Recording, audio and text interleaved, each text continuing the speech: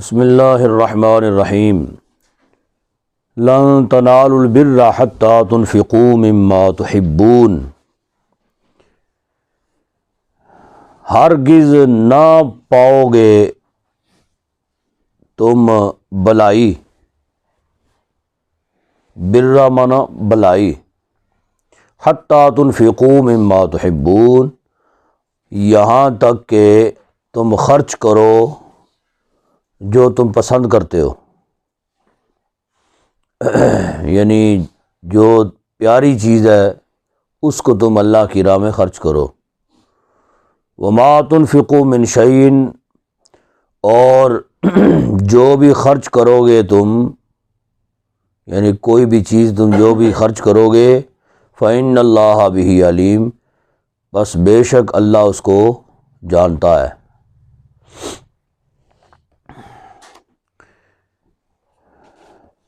حضور نبی کریم صلی اللہ علیہ وسلم پر جب یہ آیت کریمہ نازل ہوئی، جس میں فرمایا گیا کہ ایک تو یہ ہے کہ صرف کلمہ پڑھ کے تو تم بے نیاز نہ ہو جاؤ کہ بس اب باقی کوئی تقاضے ہم پر نہیں ہے، بلکہ اور کلمہ کے بعد تم پر کچھ چیزیں جو ہے نا وہ لازم آتی ہیں، تم پر کچھ تقاضے بھی ہیں، ان تقاضوں کو پورا کرنا ہر ایک مسلمان پر لازم اور ضروری ہے۔ تو ان تقاضوں میں سے ایک تقاضا اس کی راہ میں خرچ کرنا، اور اس کی راہ میں خرچ کرنے سے باری تعالیٰ پھر بروز قیامت 700 گنا اس پر اجر عطا فرمائے گا، اور اگر وہ چاہے تو اس سے بھی بڑھ کے عطا فرما دے، یعنی 1 روپے کے بدلے میں 700 روپے، جی، یا 700 گنا اس پر اجر و ثواب ہے۔ تو لہذا جو ہے جب حضور اقدس صلی اللہ علیہ وسلم نے یہ آیت کریمہ صحابہ کو سنائی، تو صرف خرچ کرنا جو ہے نا یہ بھی قابل ثواب تو ہے، لیکن جو چیز تم خود اپنے لیے پسند کرتے ہو وہی چیز جو ہے تم اللہ کی راہ میں خرچ کرو، جو اپنے لیے پسند کرتے ہو۔ یہ نہیں ہے کہ جو کنڈم ہو جائے چیز اس چیز کو تم اللہ کی راہ میں خرچ کرو، جو تمہارے استعمال کے قابل نہ رہے اس کو تم اللہ کی راہ میں دے دو، یہ چیز درست نہیں ہے۔ اصل اس کی بارگاہ میں سودے جو ہیں یہ نیت کے ہیں، تو جس قدر اخلاص زیادہ ہوگا اس قدر اللہ تبارک و تعالی ثواب بھی زیادہ عطا فرمائے گا۔ جب حضور نے یہ آیت کریمہ صحابہ کو سنائی تو ایک صحابی حضرت ابو طلحہ رضی اللہ تعالی عنہ، ان کا ایک باغ تھا، اس باغ کے ساتھ ان کو بڑی محبت تھی، بڑا انس تھا ان کو، یعنی ان کا پسندیدہ وہ باغ تھا۔ جب انہوں نے یہ آیت کریمہ سنی، یعنی صحابہ کا جذبہ آپ دیکھیے، آج اگر ہم لوگوں کو یہ آیت کریمہ سناتے رہیں ان کے کانوں پہ جوں تک نہیں رینگتی ہے، جی، وہ بس خرچ کریں گے تو اس چیز کا لحاظ نہیں رکھیں گے، یعنی جو پسندیدہ چیز ہے وہ اس کی بارگاہ میں خرچ کرنا۔ تو مثال کے طور پہ آپ نے اگر کوئی چیز ہی خرچ کرنی ہے نا تو جو آپ اپنے لیے پسند کرتے ہیں وہی چیز خرید کے آپ اس کو راہ خدا میں خرچ کریں گے۔ اب ہوتا کیا ہے یعنی یہ قربانی کا جو فلسفہ ہے جی، جانور جو خوبصورت ترین جانور ہے وہ تم اللہ کی راہ میں قربان کرو، اس میں عیب جو ہیں وہ کیوں نہیں برداشت کیے گئے؟ وہ لنگڑا ہو جائے، کانا ہو جائے، قربانی نہیں لگے گا۔ وہ عیب زدہ اگر جانور ہو، اس کی راہ میں حکم یہ ہے کہ خرچ نہ قربانی نہیں کر سکتے، اگر کرو گے تو وہ قابل قبول نہیں ہے۔ اس کی وجہ یہی ہے کہ جو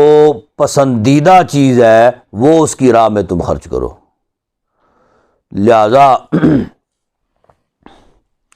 حضرت ابو طلحہ جو تھے نا، ان کا ایک باغ بڑا ان کو اس کے ساتھ انس تھا،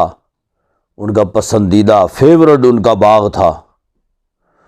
تو انہوں نے فی الفور وہ باغ حضور کی بارگاہ میں پیش کر دیا، کہا کہ جی یہ میں راہ خدا آپ کو دیتا ہوں۔ سمجھ آ گئی؟ تو حضور نبی کریم صلی اللہ علیہ وسلم نے بھی اب اس پر کوئی ملکیت نہیں اختیار کر لی، یا اپنے کسی جانثار کو نہیں نوازا حضور نے۔ وہ باغ حضرت ابو طلحہ کے قرابت دار جو تھے نا، جو رشتہ دار تھے ان کے لیے وقف فرما دیا، کہا کہ جی آج کے بعد آپ کے جو رشتہ دار ہیں بس انہی کا حق ہے اس باغ کے اوپر۔ سمجھ آ گئی؟ اور پھر حضرت زید بن حارثہ رضی اللہ تعالیٰ عنہ، ان کا ایک پسندیدہ گھوڑا تھا، اور یعنی جانوروں میں سے بھی جو چیز پسند آ جائے، جس کے ساتھ انس ہو جائے۔ اب بندہ کہے کہ جی وہ بعض اوقات ایسے دیکھنے میں آتا ہے نا، وہ جس جانور کے ساتھ زیادہ محبت ہو جائے، انس ہو جائے، کوئی بندہ خریدنے کے لیے آ جائے، اور وہ چیز جو ہے وہ اگر مثال کے طور پہ 5,000 روپے کی ہے، تو وہ بندہ خریدنے والا کہے یار میں تجھے 6,000 روپے دیتا ہوں، مجھے دے دے۔ وہ کہتا نہیں یار، میں اس کے ساتھ میں بڑا انس رکھتا ہوں، اس کے ساتھ میرا بڑا پیار ہے۔ وہ 6,000 روپے کا بھی دینے کا روادار نہیں ہوتا، لیکن وہی چیز اب وہ رائے خدا میں اگر وقف کر دے تو کتنا بڑا یہ جہاد ہے جی۔ اب اس گھوڑے کے ساتھ ان کو بڑا پیار تھا، حضرت زید بن حارثہ رضی اللہ تعالیٰ عنہ، انہوں نے وہ بھاگم گئے نا اپنے گھر، وہ جا کے تو گھوڑا لے کے آئے، کہا کہ جی یہ گھوڑا کھڑا ہے، اس کے ساتھ مجھے بڑا پیار ہے، لیکن آپ نے آیت کریمہ جو سنائی ہے جس میں فرمایا گیا کہ جو پسندیدہ چیز ہے، مما تنفقون حتی تنفقوا مما تحبون، حتی تنفقوا مما تحبون، آپ نے یہ جو ارشاد فرمایا ہے، تو اس کے بعد میں نے یہ فیصلہ کیا یہ گھوڑا جس کے ساتھ مجھے بڑا انس ہے، یہ میں نے آپ کی نظر کیا، رائے خدا جی۔ اب حضور نے بھی اس پر ملکیت نہیں اختیار کر لی، قبضہ نہیں کر لیا اس کے اوپر، یا حضور چاہتے تو اپنے کسی محب کی نظر کر دیتے، کسی کو نوازنے کے لیے، ایسا بھی ہوتا ہے، کسی کو نوازنے کے لیے اس کو دے دیتے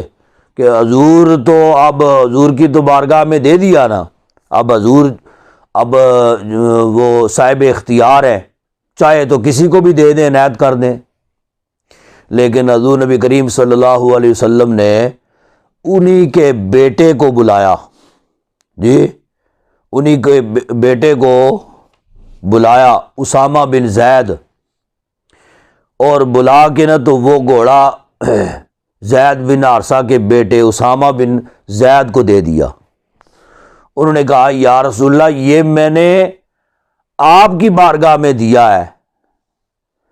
تو گویا کہ یہ میں نے صدقہ جو ہے نا وہ کر دیا،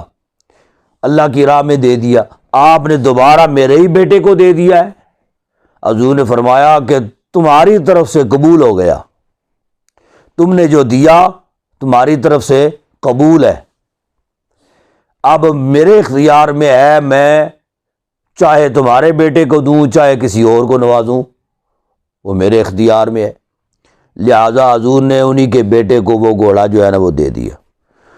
اس سے یہ ثابت ہوا، اور بھی مثالیں اس میں ہیں کہ صحابہ کرام جب کوئی آیت کریمہ نازل ہوتی تھی تو اس آیت کریمہ کے سننے کے بعد کما حقہ اس پر عمل کرنے کی کوشش کرتے تھے، اور ایک دوسرے کے اوپر سبقت لے جانے کی کوشش کرتے تھے۔ جی انہوں نے اتنا دیا ہے میں اس سے بڑھ کے اتنا دوں گا،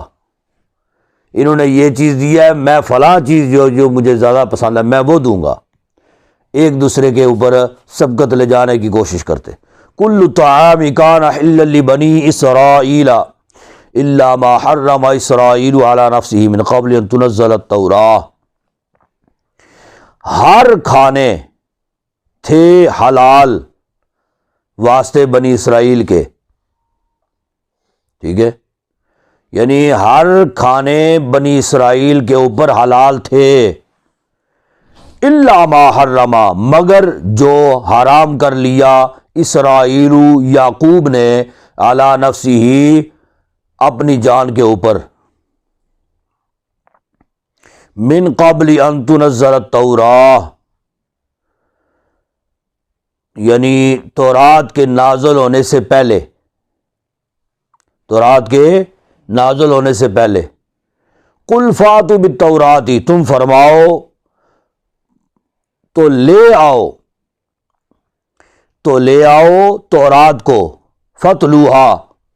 پس اس کو پڑھو، ان کنتم صادقین اگر تم سچے ہو۔ بنی اسرائیل پر کچھ چیزیں حرام تھیں، اور وہ کچھ جانور جو ہیں وہ حرام تھے، کچھ چیزیں حرام تھیں، یعنی ان پر ہفتے کے روز شکار کرنا حرام، جی، اور کچھ چیزیں اس کے علاوہ، یعنی بے شمار چیزیں ایسی تھیں جو ان کے اوپر حرام تھیں کہ وہ شکار کرنے کے بعد عذاب الہی میں جو ہے نا وہ مبتلا ہوئے، ان کی صورتیں مسخ ہو گئیں، انہوں نے بے شمار سرکشیاں کیں، اور ان کے اوپر مال زکوٰۃ جو ہے وہ چوتھا حصہ ان پر زکوٰۃ فرض تھی، اور جسم کے یا کپڑے کے اوپر جس حصے پر نجاست لگ جاتی تھی، ہمارے لیے تو حکم یہ ہے نا کہ دھو دیں، تو اللہ تبارک و تعالیٰ پاک فرما دیتا ہے، ان کے لیے حکم تھا جس کپڑے کے اوپر نجاست لگی ہے اس کو کاٹ دیں، ٹھیک ہے، اس طرح ان پر پابندیاں بے شمار۔ تو وہ پابندیاں جو ہیں وہ ان پر کیوں آئیں؟ وہ کہا کرتے تھے کہ جی یہ تو ہم پر پابندیاں جو ہیں یا ہم پر جو چیزیں حرام ہیں یہ تو نوح علیہ الصلوۃ والسلام کے دور سے چلی آ رہی ہیں، حضرت ابراہیم علیہ الصلوۃ والسلام کے دور میں بھی یہ پابندیاں تھیں، جب کہ ایسی بات ہرگز نہیں ہے، یعنی شروع سے لے کر یہ حضرت موسیٰ علیہ الصلوۃ والسلام نہ یعنی یعقوب علیہ الصلوۃ والسلام سے پہلے جتنے بھی انبیاء گزرے ان پر کوئی بھی جانور یا کوئی بھی چیز حرام نہیں تھی۔ پھر یعقوب علیہ السلام نے ان کو ارک النساء کی بیماری تھی. ارک النساء سمجھتے؟ ارک النساء یہ کمر میں جو تکلیف ہوتی ہے جس کو مورے کا درد کہتے ہیں. ٹھیک ہے، مورے کی تکلیف اس کو ارک النساء کہا جاتا ہے. ان کو ارک النساء کی بیماری تھی، تو اس وجہ سے یعقوب علیہ السلام نے، جیسے ہم کسی چیز پر قسم اٹھا لیں کہ یہ مجھ پر قسم ہے کہ یہ فلاں چیز میں نہیں کھاؤں گا، اس طرح وہ جو ہے نا اس دور میں لوگ اپنے اوپر چیزیں جو ہے نا وہ حرام کر لیتے تھے. جو اپنی پسندیدہ چیز ہوتی تھی نا اس کو اپنے اوپر حرام کر لیتے، اور بس اسی کی بدولت اللہ تبارک و تعالیٰ ان پر مہربانی فرما دیتا. یعقوب علیہ السلام نے یہ نظر مانی.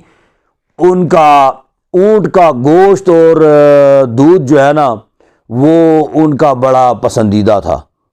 انہوں نے کہا کہ آج کے بعد میں نہ اونٹ کا گوشت کھاؤں گا نہ دودھ پیوں گا. اپنے اوپر حرام کر لیا انہوں نے.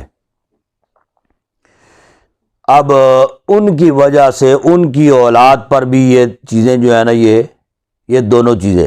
گوشت اور دودھ حرام ہو گئے. یہ سلسلہ چلتا رہا عہد موسوی تک.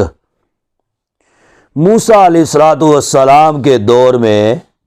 ان کی جو قوم تھی، یعنی اس وقت تک یہی دو چیزیں صرف حرام تھی بس، اور کچھ بھی حرام نہیں تھا. پھر حضرت موسیٰ علیہ السلام کے دور میں ان بنی اسرائیلیوں کی سرکشیوں کی وجہ سے وہ بار بار جو ہے نا وہ سرکشی پر اتر آتے. حضرات انبیاء کو انہوں نے قتل کیا، حضرات انبیاء کی مخالفت کی، نافرمانیاں کی، سرکشیاں کی ان لوگوں نے. تو ان سرکشیوں کی وجہ سے ایک ایک جانور ان پر حرام ہوتے گئے. کہ تم نے یہ فلاں سرکشی کی ہے، اب اس وجہ سے تم پر یہ فلاں جانور حرام ہے. تم نے اب فلاں کی ہے، فلاں چیز تم پر حرام ہے. وہ پھر یہ حضور اقدس صلی اللہ علیہ وسلم کے دور میں جو یہودی ہوا کرتے تھے نا، ان کو جب کہا جاتا کہ تمہاری سرکشیوں کی وجہ سے یہ چیزیں جو ہے نا یہ تم پر حرام ہوئی ہیں، وہ کہا کرتے تھے کہ یہ تو یعقوب علیہ السلام کے دور سے حرام ہے، نوح علیہ السلام کے دور سے یہ حرام ہوئی ہے. یعقوب علیہ السلام کے دور میں بھی حرام تھی، جبکہ ایسی بات ہرگز نہیں ہے. اسی وجہ سے یہ فرمایا گیا نا کہ ہر کھانا تھا حلال بنی اسرائیل کے لیے، سوائے اس کے کہ جو حرام کر لیا یعقوب نے. یعقوب علیہ السلام کا اصل نام اسرائیل ہے. ان کا اصل نام کیا ہے؟ اسرائیل. یعقوب ان کا لقب تھا،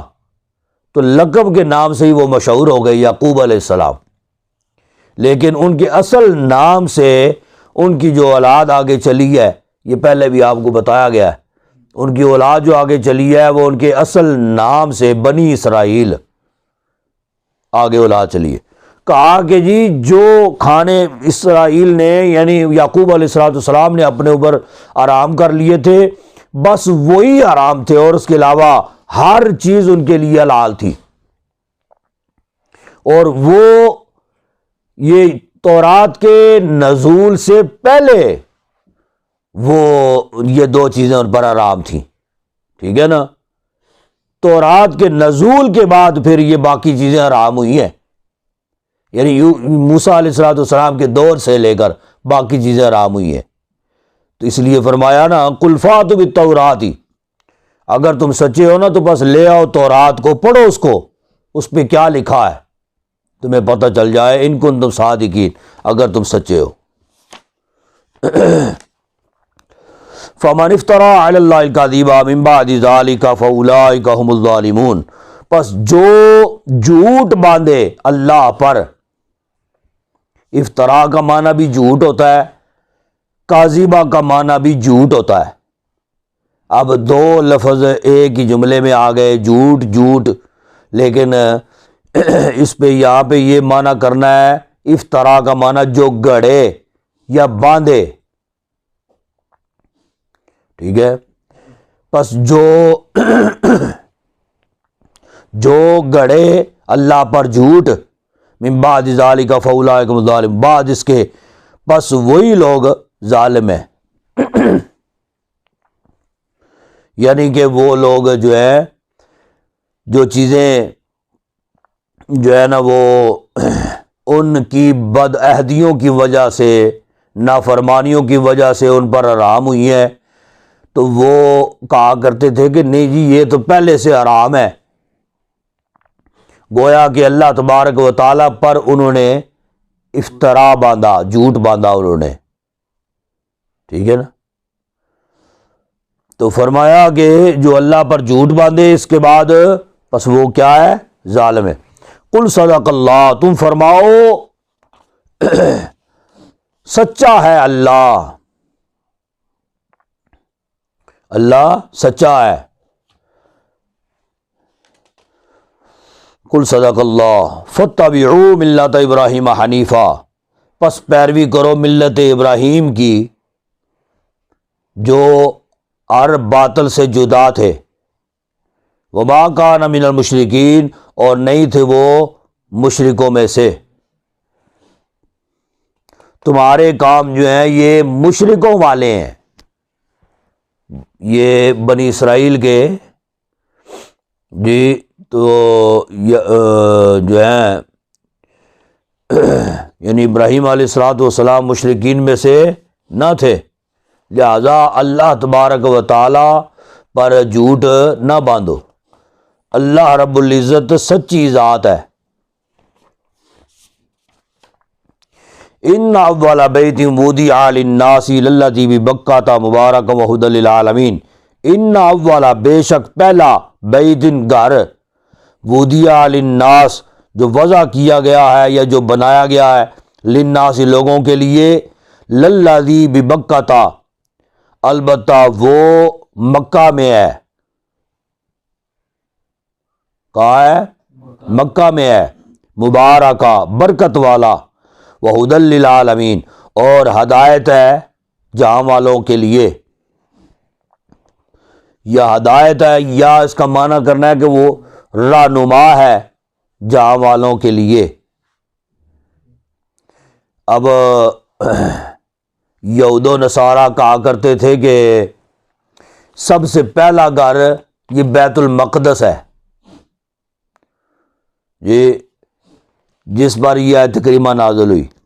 جس میں بتایا گیا کہ پہلا گھر مکہ میں ہے، یعنی بیت اللہ شریف ہے۔ یہ بیت المقدس تو حضرت سلیمان علیہ الصلوۃ والسلام کو حکم ہوا، انہوں نے تعمیر کروایا، جبکہ بیت اللہ شریف جو ہے یہ تو سب سے پہلے فرشتوں نے تعمیر کیا، پھر حضرت آدم علیہ الصلوۃ والسلام نے اس کو تعمیر کیا، اور یعنی سب سے پہلے زمین پر صرف پانی ہی پانی تھا، پھر اللہ رب العزت نے جاگ پیدا فرمائے زمین کے اوپر، زمین کے اوپر جاگ پیدا فرمائے، اور پھر وہ جاگ جو ہیں وہ 40 سال تک جاگ رہے۔ اس کے بعد جہاں آج خانہ کعبہ شریف ہے، وہاں سے لے کے اس جاگ کو پھیلا دیا گیا اور اسی کو زمین بنا دیا گیا۔ ابتدا زمین کی بننے کی جو ہے نا وہ وہاں پہ ہے، وہ مرکز، وہ خانہ کعبہ شریف جو ہے، وہاں سے پھر زمین کو پھیلا دیا گیا، اور وہ خانہ کعبہ شریف وہاں پہ ہے جہاں اوپر آسمانوں پہ بیت المعمور ہے، اسی کی سیدھ میں نیچے بیت اللہ شریف ہے۔ بیت المعمور فرشتوں کا قبلہ، اور بیت اللہ لوگوں کے لیے، انسانوں کے لیے قبلہ۔ تو فرمایا کہ یہ سب سے پہلے آدم علیہ الصلوۃ والسلام کی پیدائش سے بھی 2000 سال پہلے یہ اپنا خانہ کعبہ شریف کی تعمیر ہوئی ہے 2000 سال پہلے، اور پھر اس کے بعد وقتاً فوقتاً یہ اس میں تبدیلی آتی گئی اور اپنا دوبارہ تعمیر ہوتا گیا. یعنی آدم علیہ السلام نے اس کو تعمیر کیا، پھر طوفان نوح کے وقت اس کو اٹھا لیا گیا. ایک پتھر صرف جس کو حجر اسود کہا جاتا ہے وہ وہیں پہ نشانی کے طور پہ جو ہے نا وہیں پہ رکھا گیا جہاں پہ خانہ کعبہ شریف ہے. پھر دوبارہ اس کی تعمیر حضرت ابراہیم علیہ السلام نے اس کی تعمیر کی اپنے بیٹے کے ساتھ مل کے، اسماعیل علیہ السلام کے ساتھ مل کے. یہ پھر سلسلہ فیہ آیات بینات مقام ابراہیم، اس میں نشانیاں ہیں، اس کے اندر کھلی نشانیاں ہیں. مقام ابراہیم، مقام ابراہیم ہے،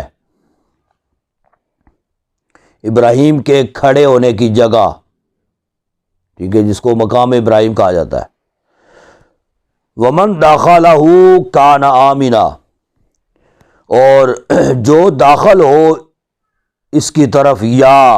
اس میں، کان آمنا، امن والا ہو جائے گا. جو داخل ہو گیا امان میں آ جائے گا، یا کیا ہے، امن میں آ جائے گا. وَلِلَّهِ عَلَى النَّاسِ، اور اللہ کے لیے ہے لوگوں پر،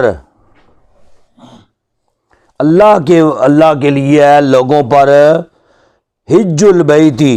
حج بیت اللہ کا، من استطاع الیہ سبیلا، جو طاقت رکھے اس راستہ کی، جو طاقت رکھے طرف اس کے، یعنی اس راستے کے، جو اس تک جانے کی استطاعت رکھتا ہو، طاقت رکھتا ہو، اس پر حج فرض ہے. ومن کفر فإن اللہ غنی عن العالمین، اور جو انکار کرے پس بے شک اللہ بے پرواہ ہے جہاں والوں پر. اس میں مقام ابراہیم ہے،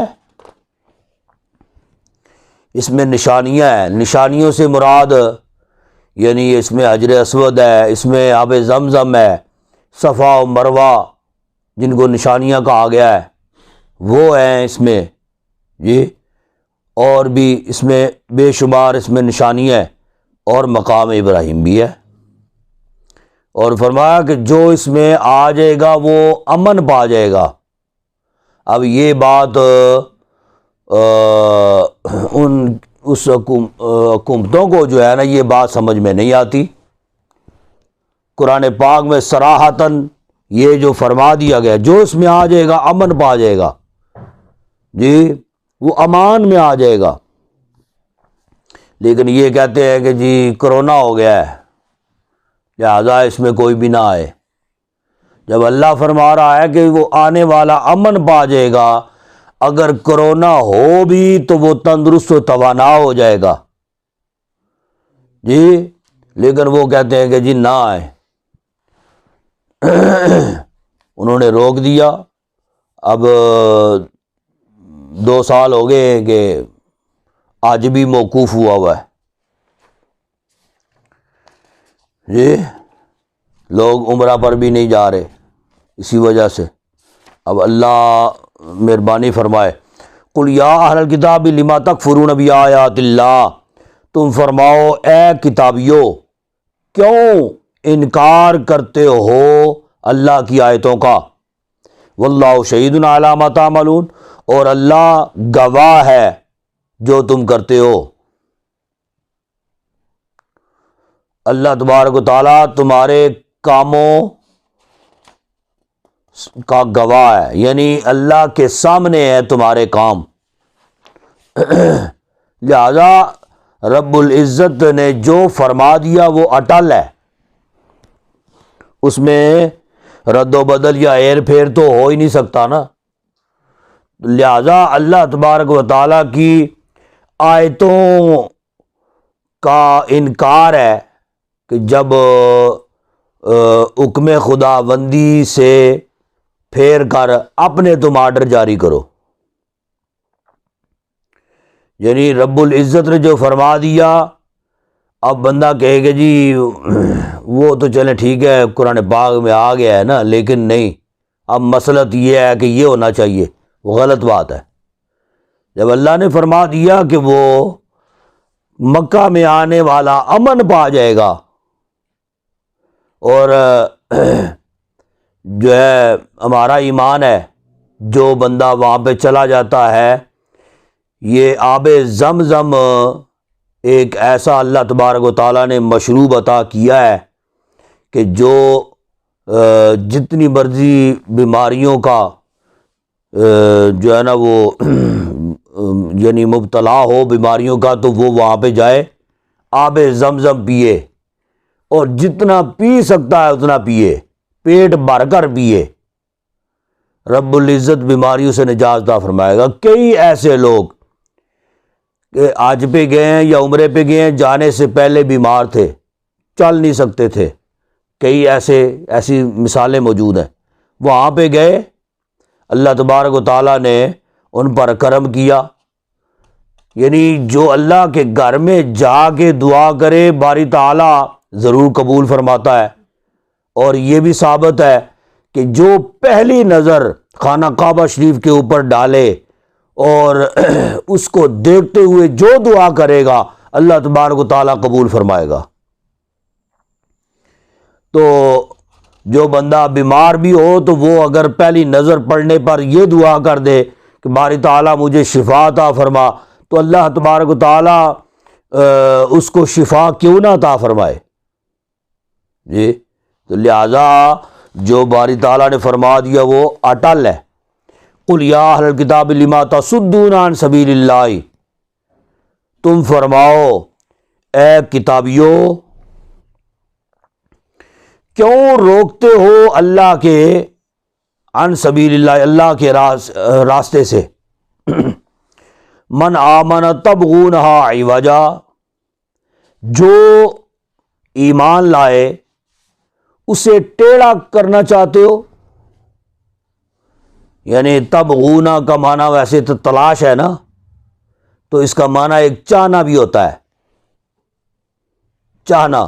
تبغونا چاہتے ہو، عوجا اس کو ٹیڑھا کرنا، یعنی جو ایمان لانا چاہتا ہے اس کو ایمان لانے دو نا، تم اس کو گھما پھرا کے پھر دوبارہ جو ہے نا وہ اپنے ساتھ ملا لیتے ہو، کیوں اس کو ٹیڑھا کرنا چاہتے ہو؟ یا تم ایمان کے بارے میں لوگوں کے دل جو ہے نا وہ ٹیڑھے کر دیتے ہو گھما پھرا کے، وَأَنْتُمْ شُهَدَاءُ، اور تم گواہ ہو، تم خود گواہ ہو، وَمَا اللَّهُ بِغَافِلٍ عَمَّا تَعْمَلُونَ، اور نہیں ہے اللہ غافل تمہارے کاموں سے، یا جو تم کرتے ہو اس سے غافل نہیں ہے۔ یا ایھا الذین آمنوا ان تطیعوا فریقا من الذین اوتوا الکتاب یردوکم بعد ایمانکم کافرین، اے ایمان والو اگر تم اطاعت کرو اس گروہ کی، یعنی اطاعت سے مراد یعنی ان کے کہے پر اگر تم چلو، کن کے؟ اس گروہ کی جو اہل کتاب ہیں، جو کتاب دیے گئے، ٹھیک ہے نا، ان کے کہے پر اگر تم چلو، یردوکم بعد ایمانکم کافرین، فرمایا کہ وہ پھیر دیں گے تمہیں یا لوٹا دیں گے تمہیں تمہارے ایمان کے بعد کفر کی طرف، ٹھیک ہے، یعنی اہل کتاب جو ہیں یہود و نصارہ، ان کی باتوں میں آنے کی ضرورت نہیں ہے۔ جب تم ان کی بات پر عمل درآمد شروع کر دو گے، تسلیم کرنا شروع کر دو گے، ماننا شروع کر دو گے، تو پھر کیا ہوگا؟ یردوکم بعد ایمانکم کافرین، وہ تمہیں پھیر دیں گے تمہیں کفر کی طرف، تمہارے ایمان کے بعد کفر کی طرف تمہیں پھیر دیں گے۔ اس کا مطلب کیا ہے؟ یعنی یہ ویسے جو آیت کریمہ ہے وہ اوس اور خزرج دو قبیلے جو تھے جن کی باہمی عداوت اور دشمنی اور لڑائی جھگڑا 100 سال پرانا تھا، 100 سال سے ان کی جو ہے نا وہ آپس میں عداوت تھی اور ان کی لڑائیاں چل رہی تھیں۔ حضور نبی کریم صلی اللہ علیہ وسلم نے ان دونوں قبیلوں کو جب آپ تشریف لائے مکہ سے ہجرت کر کے مدینہ کی طرف، تو نبی پاک صلی اللہ علیہ وسلم نے ان دونوں قبیلوں کو باہمی شیر و شکر فرما دیا جی، تو وہ آپس میں ان کی محبت اور پیار محبت جو ہے نا وہ قائم ہو گیا۔ اب جب وہ بیٹھا کرتے تھے نا، پھر اوس کے لوگ ادھر خزرج کے لوگ آپس میں بیٹھ کے گپ شپ لگایا کرتے تھے، پیار محبت کا اظہار کیا کرتے تھے، تو وہ جو کفار تھے، جو ان کے علاوہ جو لوگ تھے اہل کتاب میں سے، ان کو جو ہے نا وہ بڑی نفرت ہوتی تھی، ان کو بڑی تکلیف ہوتی تھی، ان کے دل کو جو ہے نا وہ بڑی ٹھیس پہنچتی کہ یہ کیا ہو گیا کہ یہ جو آپس میں اتنے عرصہ پرانا 100 سال جن کی لڑائی ہے، 100 سال پرانی، آج یہ حضور نبی کریم صلی اللہ علیہ وسلم کے طفیل یہ آپس میں اکٹھے بیٹھے ہوئے ہیں اور آپس میں گفت و شنید کر رہے ہیں، بڑی پیار محبت کا اظہار کر رہے ہیں۔ ان کو بڑی اس بات کی تکلیف تھی، اور یہ بھی جانتے تھے کہ اگر یہ آپس میں متحد رہے ہمارے لیے نقصان کا باعث ہے، تو لہذا ایسے ہونا چاہیے کہ کوئی ان کے دل میں وہ پرانی لڑائیاں جو ہیں نا اس کے بارے میں کوئی جا کے تو ان کے پاس تذکرہ کر دے۔ ایک مرتبہ اس طرح بیٹھے ہوئے تھے نا، تو لوگوں نے یہ بات کر کے تو ایک شخص کو جو ہے نا وہ ان کے پاس بھیجا، اس نے جا کے وہ اشعار پڑھنا شروع کر دیے جس میں اوس اور خزرج کی پرانی لڑائیوں کا ذکر تھا۔ تو جب اس نے وہ اشعار پڑھے نا تو ان کو وہ پرانی لڑائیاں جو ہے نا وہ اپنی وہ یاد آ گئیں، وہ زخم تازہ ہو گئے۔ جیسے ہی وہ زخم تازہ ہوئے نا تو ان کے ذہن میں آیا اسی جناب علی، ایک کے ذہن میں آیا کہ اسی اتنے قتل کیتے نہ دے، دوسرے کے ذہن میں آیا کہ ہم نے اتنے مارے ہوئے ہیں ان کے۔ تو وہ جو اسباب تھے ان کی لڑائیوں کے، ان اشعار میں ان کا بھی ذکر تھا۔ اب جب انہوں نے وہ اشعار سنے نا، زخم تازہ ہوئے، تو وہ وہاں سے اٹھے، باغم گئے جناب علی اپنے گھروں میں، اور جا کے تو ہتھیار اٹھا کے لے آئے، اوزار اٹھا کے لے آئے، آ کے تو پھر ایک دوسرے کے سامنے کھڑے ہو گئے۔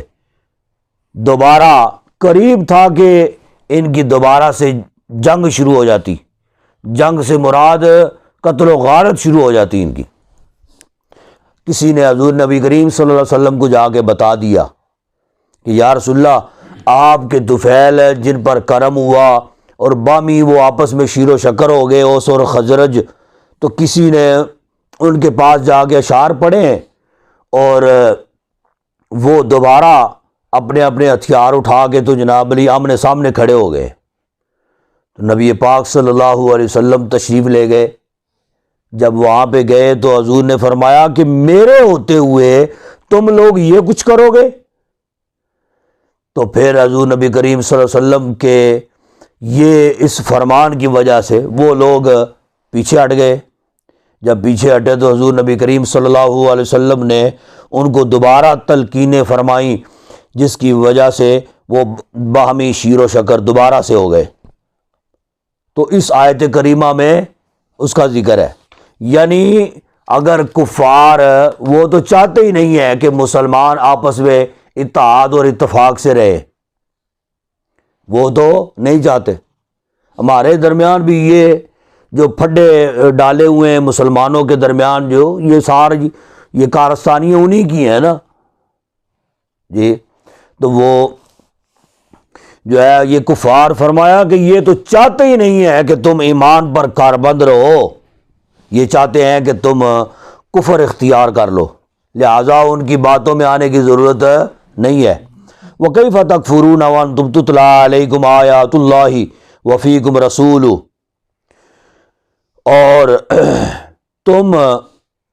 اور کیسے تم انکار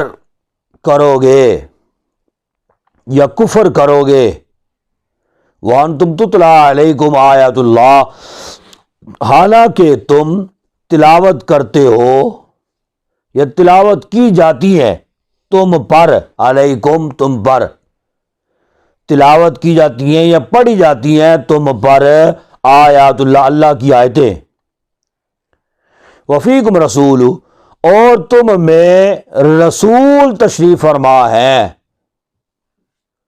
یعنی حضور نبی کریم صلی اللہ علیہ وسلم تمہارے پاس موجود ہے، تو ان کے ہوتے ہوئے تم اللہ کی آیتوں کا انکار یا کفر کیسے کر سکتے ہو؟ وَمَن يَعْتَصِم بِاللَّهِ، اور جو مضبوط پکڑے، اس کا ویسے تو معنی یہی ہے مضبوط پکڑے اللہ کو، لیکن اس کا معنی یہ کرنا ہے جو سہارا لے اللہ کا، فَقَدْ هُدِيَ إِلَىٰ صِرَاطٍ مُسْتَقِيمٍ، بس تحقیق وہ ہدایت پا گیا سیدھے راستے کی طرف.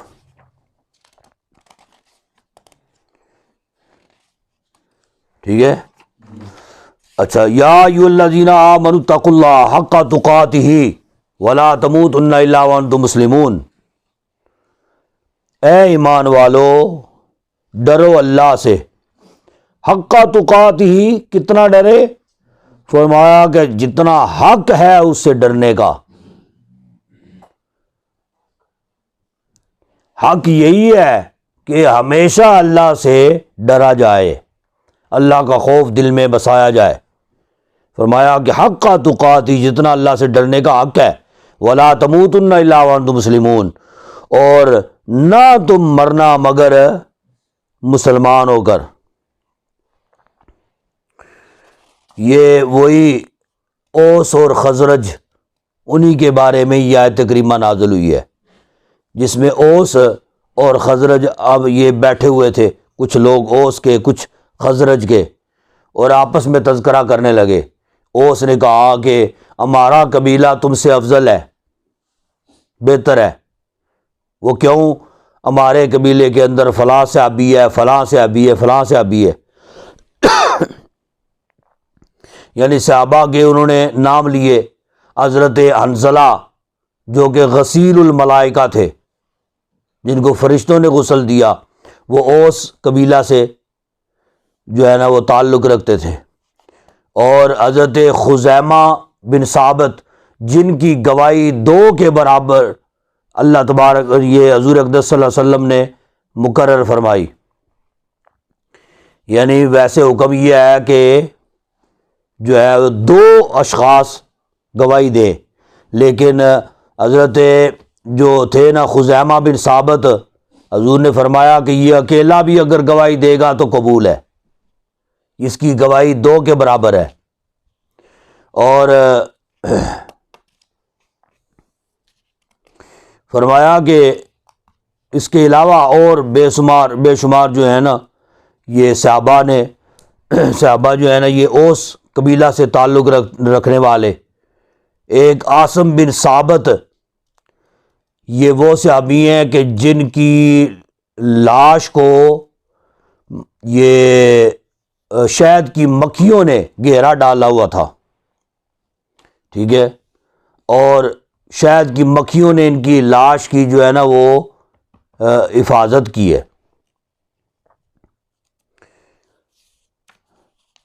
تو خزرج جو ہے نا وہ کہنے لگے کہ جی ٹھیک ہے، تمہارے قبیلے میں یہ اصحاب تھے اور ان کا بڑا مقام ہے، لیکن ہمارے قبیلے میں بھی جو ہے نا وہ بڑے بلند و بالا صحابہ موجود ہیں. جی انہوں نے اپنے قبیلے کے لوگوں کے تذکرے شروع کر دیے۔ البتہ ادھر والے اپنے قصیدے پڑھ رہے تھے، ادھر والے اپنے قصیدے پڑھ رہے تھے۔ تو یہ آیت کریمہ نازل ہوئی جس میں فرمایا گیا اصل مسلمان، حقیقتاً مسلمان وہ ہے جو اللہ سے ڈرے، خوف اپنے دل میں بسا کے رکھے۔ یعنی اس بات پر بڑائی جو ہے نا یہ تم نہ کرو کہ ہمارا قبیلہ فلاں ہے، ہمارا قبیلہ فلاں ہے، ہم فلاں برادری سے تعلق رکھتے ہیں، ایسی بات نہیں ہے۔ یعنی اللہ کی بارگاہ میں مقام وہ بلند رکھتا ہے جو اس کی بارگاہ سے ڈرتا ہے، ٹھیک ہے، ڈرنے والا جو ہے نا وہ مقام رکھتا ہے۔ وَاعْتَصِمُوا بِحَبْلِ اللَّهِ جَمِيعًا وَلَا تَفَرَّقُوا، اور مضبوط پکڑو بحبل اللہ، اللہ کی رسی کو، جمیعا سارے کے سارے، ولا تفرقوا اور نہ الگ ہو جاؤ یا تفرقے میں نہ پڑو۔ واذکروا نعمت اللہ علیکم، اور یاد کرو اللہ کی نعمت جو تم پر ہے، یا اللہ کا احسان جو تم پر ہے۔ اذ کنتم اعداء، جب تم تھے دشمن، فالف بین قلوبکم، پس جمع فرما دیا اللہ نے تمہارے دلوں کو، ٹھیک ہے، جب تم جی الفت دے دی، یہ بھی ٹھیک ہے، الفت دے دی یا ملاپ دے دیا اللہ نے تمہارے دلوں میں، آپس میں ملاپ کروا دیا۔ یعنی یہ اوس اور خزرج جو قبیلے تھے نا، یہ انہی کا یہاں پہ ذکر ہے۔ فَأَصْبَحْتُم بِنِعْمَتِهِ إِخْوَانًا، پس تم اس کے فضل سے یا اس کی مہربانی سے بائی بائی ہو گئے، اخوانا بائی بائی ہو گئے۔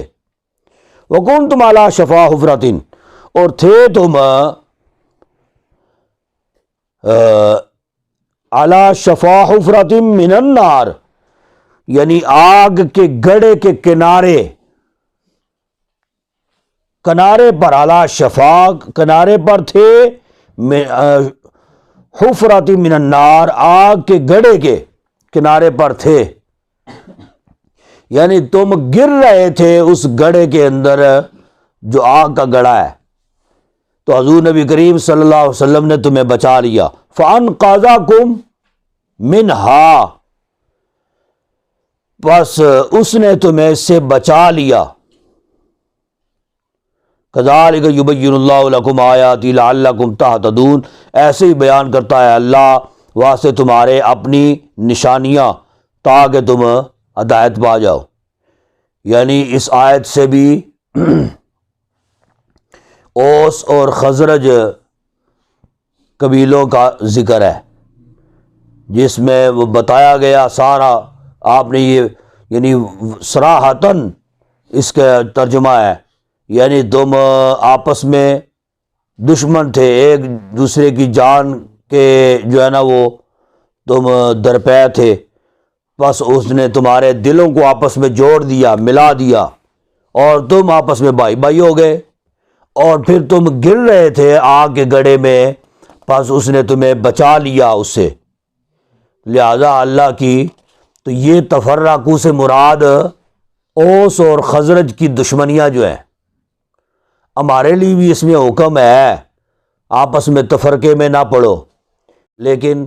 اختلاف جو ہے نا یہ آپس میں دین کا اختلاف، دینی اعتبار سے، مسائل کے اعتبار سے ایک دوسرے کے ساتھ ہو سکتا ہے، لیکن الگ الگ جماعت بن کے نہ رہو، بلکہ یہ ایک ہی سواد اعظم، ایک ہی جو سواد اعظم جماعت ہے، یعنی اہل سنت و جماعت، جو حضور کے صحابہ کے طریقے پر چلنے والی ہے، بس اسی کے ساتھ وابستہ ہو جاؤ۔ حضور نے فرمایا نا اصحابی کالنجوم فَبِأَيِّهِمْ اقْتَدَيْتُمْ اهْتَدَيْتُمْ، میرے صحابہ ستاروں کی مانند ہے، ان کی جو پیروی کرے گا ہدایت پا جائے گا۔ ٹھیک ہے، لہذا ہم اہل سنت و جماعت تمام صحابہ کو بھی ماننے والے اور انہی کے طریقے پر چلنے والے۔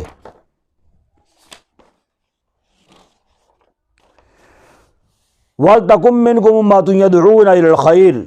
وَيَأْمُرُونَ بِالْمَعْرُوفِ وَيَنْهَوْنَ عَنِ الْمُنكَرِ، اور چاہیے کہ ہو تم میں سے امتن ایک جماعت، یدعون الی الخیر جو دعوت دے بلائی کی، ویأمرون بالمعروف اور حکم دیں اچھی بات کا، وینہون عن المنکر اور منع کرے بری باتوں سے، وَأُولَٰئِکَ هُمُ الْمُفْلِحُونَ اور یہی لوگ فلاح کو یا کامیاب ہونے والے، کامیابی کو پہنچنے والے۔ اب یہ ہے کہ یہ یعنی پوری امت تبلیغ پہ تو لگ نہیں سکتی نا، کہ پوری امت جو ہے وہ بس یہی کام کرنا شروع کر دے، تبلیغ ہی تبلیغ کرتی رہے اور کوئی کام نہ کرے، اور پوری امت جو ہے وہ تبلیغ سے کنارہ کشی بھی نہیں اختیار کر سکتی، کہ جی بس دنیا داری کے کاموں پہ ہی لگے رہے، تو یہ دین اور تبلیغ کا کام جو ہے نا اس کو کرنے کی ضرورت نہیں ہے۔ نہیں، فرمایا کہ ایک جماعت تم میں ایسی ہونی چاہیے جو امر بالمعروف اور نہی عن المنکر پر کاربند ہو، لوگوں کو دین کی دعوت دے۔ ٹھیک ہے، یعنی جو دین کی دعوت دینے والی جماعت ہے، فرمایا کہ ایک جماعت ایسی ہونی چاہیے، اور الحمدللہ اہل سنت کے اندر ایسی جماعتیں موجود ہیں، اور بالخصوص علماء جو ہے نا یہی فریضہ سر انجام دے رہے ہیں، گویا کہ ایک جماعت علماء کی یہ دین کی تبلیغ کا سہرا ان کے اوپر بھی ہے۔ وَلَا تَكُونُوا كَالَّذِينَ تَفَرَّقُوا اور نہ ہو وہ مثل ان لوگوں کے جو جدا جدا ہو گئے، وَاخْتَلَفُوا اور جنہوں نے اختلاف کیا، بعد اس کے من بعد ما جاءہم البینۃ بعد اس کے کہ آ چکی ان کے پاس نشانیاں، وَأُولَٰئِکَ لَهُمْ عَذَابٌ أَلِیمٌ اور یہی لوگ البتہ یہ وہ لوگ ہیں جن پر بڑا عذاب ہے۔ جی یوم تبیض وجوہ وتسود وجوہ، جس دن سفید ہوں گے چہرے، کچھ چہرے سفید ہوں گے، اچھا جس دن کچھ چہرے سفید ہوں گے، وتسود وجوہ یعنی قیامت کا منظر جو ہے نا یہ یہاں پہ ذکر کیا جا رہا ہے، وتسود وجوہ اور کچھ چہرے کالے ہوں گے، فَأَمَّا الَّذِينَ اسْوَدَتْ وُجُوهُهُمْ پس وہ لوگ جن کے چہرے کالے ہوں گے، اَکَفَرْتُمْ بَعْدَ ایمانکم کہ کیا تم نے کفر کیا بعد ایمان کے؟ ٹھیک ہے، ایمان لا کر کافر ہو گئے، فَذُوقُوا الْعَذَابَ پس چکھو عذاب، بما کنتم تکفرون بدلہ اپنے کفر کا، وَأَمَّا الَّذِينَ ابْيَضَّتْ وُجُوهُهُمْ اور وہ لوگ جن کے چہرے سفید ہوں گے، ففی رحمت اللہ پس وہ اللہ کی رحمت میں ہوں گے، ہم فیہا خالدون وہ اس میں ہمیشہ رہیں گے۔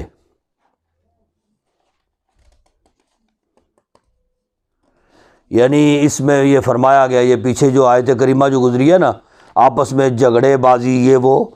یعنی جیسے اہل کتاب آپس میں وہ تقسیم ہو گئے، اہل کتاب آپس میں جھگڑوں میں پڑ گئے، تفرقے بازی میں پڑ گئے، اے مسلمانوں تم ان کی طرح آپس میں نہ تفرقے بازی میں پڑنا۔ تو لہذا یعنی جو لوگ اللہ تبارک و تعالیٰ کی رسی کو مضبوطی سے تھامنے والے ہیں، اور یہی لوگ ایسے ہیں کہ جن کے چہرے سفید ہوں گے اللہ کے حضور، اور جو آپس میں بٹ جانے والے اور رسی کو مضبوطی سے نہ پکڑنے والے، فرمایا کہ یہی لوگ جو ہیں نا یہ جن کے چہرے کالے ہوں گے۔ تلک آیات اللہ نتلوہا علیک بالحق، یہ آیتیں ہیں اللہ کی، نتلوہا ہم پڑھتے ہیں اس کو، علیکا تم پر، بالحق ٹھیک ٹھیک پڑھتے ہیں۔ وما اللہ اور نہیں ہے اللہ، یرید ارادہ فرماتا، ظلم للعالمین ظلم کا جہاں والوں پر، یعنی اللہ تبارک و تعالیٰ کسی پر بھی ظلم نہیں فرماتا۔ وَلِلَّهِ مَا فِي السَّمَاوَاتِ وَمَا فِي الْأَرْضِ، اللہ کے لیے ہے جو کچھ آسمانوں میں ہے اور جو زمین میں ہے، وَإِلَى اللَّهِ تُرْجَعُ الْأُمُورُ، اور اللہ کی طرف تمام کاموں کا رجوع ہے، یعنی اللہ کی طرف لوٹائے جائیں گے تمام امور، تمام کام۔ وَمَا عَلَيْنَا إِلَّا الْبَلَاغُ۔